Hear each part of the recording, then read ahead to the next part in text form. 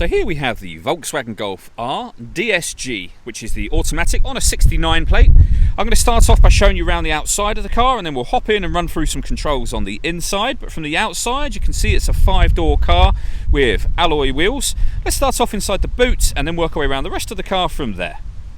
So as we approach the boot, you can see we have reversing sensors, the 4 exhaust pipes, plenty of boot space as well, along with that 60/40 split folding rear seat, should you wish to increase that space even further.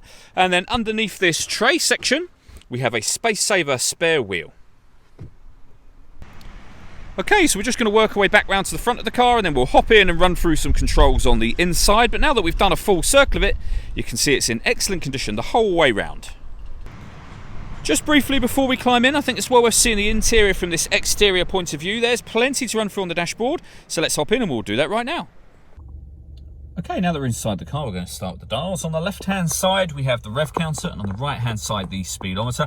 We also have a digital speedometer within that, and within the rev counter, you can see what gear this car is currently in. The fuel gauge is also over there on the right-hand side. The total miles are in the centre, and they are 1,881. The information displayed above that can be changed using buttons on the steering wheel. So we've got a telephone menu, vehicle status menu, lap timer, driving data, assist systems, navigation, and then back round to audio again. And whatever menu you go into, you can then make your way through various categories. So for example, on driving data, you can have any of these pieces of information displayed there at all times, including another digital readout for the speedometer if you wanted to. We're back out to the steering wheel. The buttons I was just using are over here. We've also got stereo controls and voice activation there as well. And on the left-hand side, we have cruise control and speed limiter. That button in the middle, if you hit that after you set cruise control, this car is actually able to slow itself down and speed itself up, helping to maintain a safe distance between yourself and the car in front. So when the car in front slows down, this car slows down. When it speeds up, this one speeds up until the point where it hits the limit at which you've set. Working our way over into the centre, this is where, amongst other things, you can pair your phone up for the car. So that's done by hitting phone and then find mobile phone down the bottom there. If we go back to the radio for a moment, you can see that this car has got DAB, FM and AM radio all available to you. If you want to listen to your own music, hit the media button. And then you can see there are various different ways you can listen to that, and they include Bluetooth audio. So once you pair your phone, not only can you make and receive phone calls, but you'll also be able to listen to your music as well. If we pop the car into reverse, you'll see we have a full colour reversing camera with guidelines showing you what direction the car is headed in relation to the image that you see being shown on the screen there. This car's also got satellite navigation access via the buttons up here. There's a full video that shows how that actually works on our website and also on our YouTube channel as well.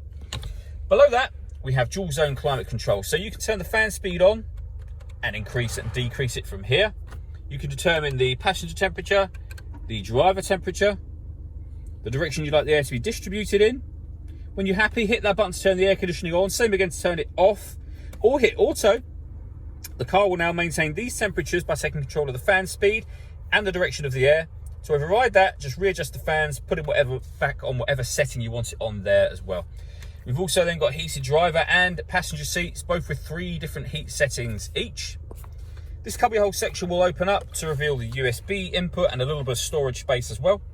We then have the gear lever for the fully automatic gearbox, the button to start and stop the engine, and then these buttons over here. So this one turns off traction control. This turns off the stop and start. This car's designed to cut out when it's stationary in traffic to save you fuel. So that button turns that system off. And this one will change the driving mode setup for the car. So hit that button, and then up on the main screen just here, you'll see that you can change it from eco to normal, or race, or individual. And under individual, these are all of the different elements that you can change. So you can customize it so that engine sound is on race, for example. You could also have the steering on race and everything else normal. However you want it, you're able to do that here. The last thing I want to talk about is the sunroof. So you have a manual sun blind that will open up, and after you've done that, you can then operate the sunroof itself electrically. So that'll open up to give you plenty of air, as you can see. All that leaves me to say is thank you for taking the time to watch this video. If you'd like to come and see the car in person and have a test drive, please feel free to call any of our MJA sites. We'd love to hear from you soon.